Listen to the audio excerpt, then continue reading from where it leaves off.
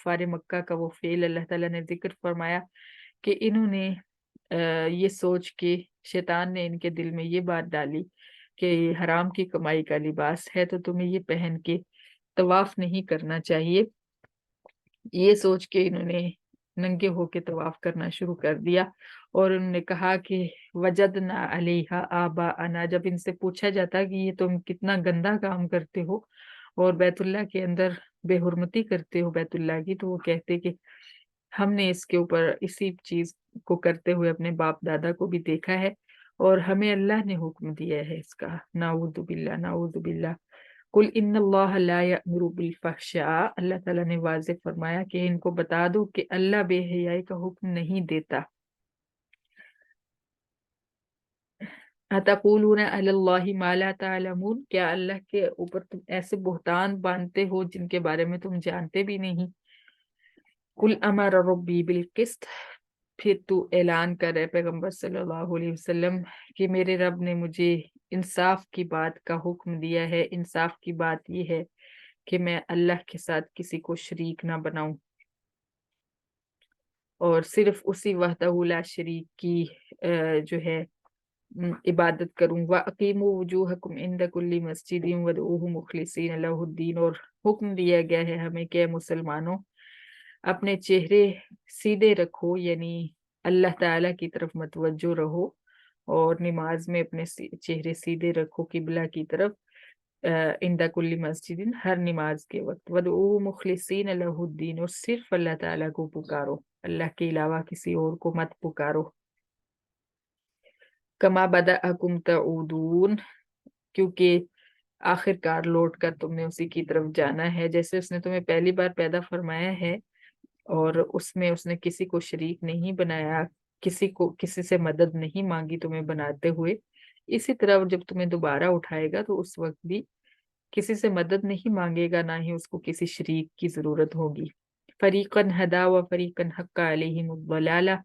उसने एक फरीक को हिदायत दी और एक फरीक पर गुमराही लाजिम फरमा दी। इन्नहुम इत्तखज़ुश्शयातीन औलिया मिन दूनिल्लाहि व यहसबूना अन्नहुम मुहतदून। वो जिन पर उसने गुमराही लाजिम फरमा दी है वो लोग हैं जिन्होंने शैतानों को अपना दोस्त बना रखा है और वो ख्याल करते हैं कि वो हिदायत पर है।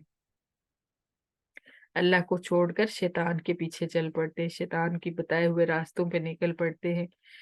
या बनी आदम खुजू जीनतकुम इंद कुल्ली मस्जिदिन वकुलू वशरबू वला तुस्रिफू। फिर वाज़े खिताब फरमाया कि या औलादे आदम, अपनी जीनतें यानी अपने लिबास हर नमाज के वक्त पहन लिया करो और इसमें सर ढांपना भी जरूरी है।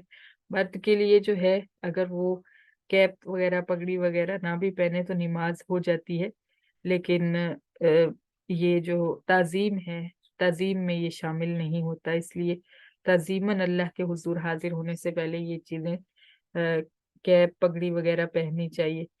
लेकिन औरत जो है, ये तो इसका नाम ही औरत इसलिए है कि इसको ढांपना जरूरी है।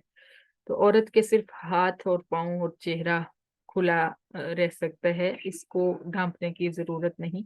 बाकी पूरा जिस्म ढांपना होगा। बाजू जो हैं, गिट्टों समेत की जो आ, हमारी हाथ के साथ हड्डी होती है, यहाँ तक बाजुओं को कवर करना जरूरी है।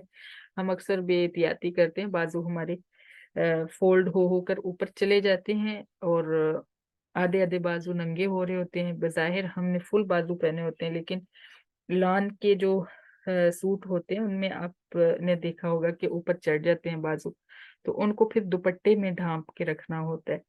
क्योंकि अगर बाजू आपके यहाँ तक गिट्टों तक कवर नहीं है तो भी आपकी नमाज नहीं होगी। तो पूरे बाजू आपने कवर करने हैं और बाल बिल्कुल एक बाल भी आपका नंगा नहीं होना चाहिए। मुकम्मल तौर पे दुपट्टे को लपेट के आपने और दूसरी एक और बात भी जहन में रखें कि हम गंदे मंदे कपड़ों में नमाज पढ़ लेते हैं, यानी काम काज कर रहे हैं हम, उन्हीं गंदे कपड़ों से जो है काम करते करते ही नमाज पढ़ लेते हैं। तो अल्लाह ताला फरमा रहे कि हुजूर जीनतकुम इंदा कुल्ली मस्जिद, अपनी जीनतें इख्तियार किया करो हर نماز کے وقت، تو زینت کیا ہوتی ہے؟ کیا وہ لباس زینت ہوتا ہے جس کے ساتھ ہم نماز پڑھ لیتے ہیں؟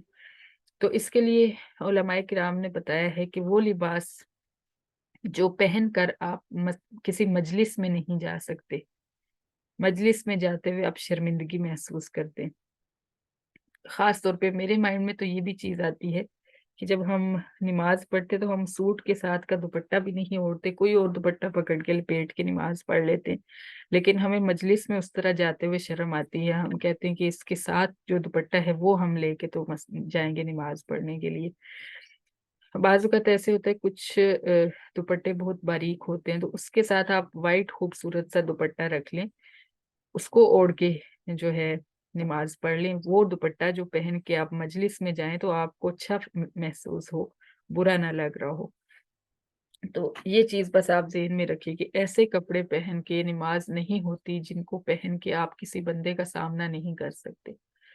تو خوبصورت پہننا اور خوشبو لگانا اور یہ ساری چیزیں اہتمام کرنا عبادت کے لیے، یہ تو بہت آگے کا درجہ ہے، بہت ضروری ہے۔ اگر آپ ہر نماز کے وقت وضو بنا کے اور الگ سے آپ لباس کوئی رکھ لیں، اگر آپ کے کام ایسے ہیں جن میں لباس گندا ہونے کا خطرہ ہے تو آپ نماز کے لیے الگ سے ڈریس رکھ لیں، اس کو پہن کے آپ نماز پڑھیں اور خوشبو لگا لیں، اہتمام کے ساتھ پڑھے تو یہ بہت زیادہ جو ہے اچھا ہے، کیونکہ فرشتوں کے بارے میں بھی آپ صلی اللہ علیہ وسلم نے فرمایا کہ فرشتے ان سب چیزوں سے ایذا محسوس کرتے ہیں جن سے انسان ایذا محسوس کرتے ہیں۔ تو فرشتے جو ہیں رحمت کے فرشتے وہ آتے ہیں جب انسان عبادت کر رہا ہوتا ہے، اگر اس کے پاس سے اسمیل آ رہی ہوگی تو فرشتے تکلیف محسوس کریں گے اور وہ یقینی بات ہے کہ اس سے دور بھاگیں گے۔ تو اس لیے خوشبو کا اہتمام کر لیں تو یہ بھی بہت اچھا ہے۔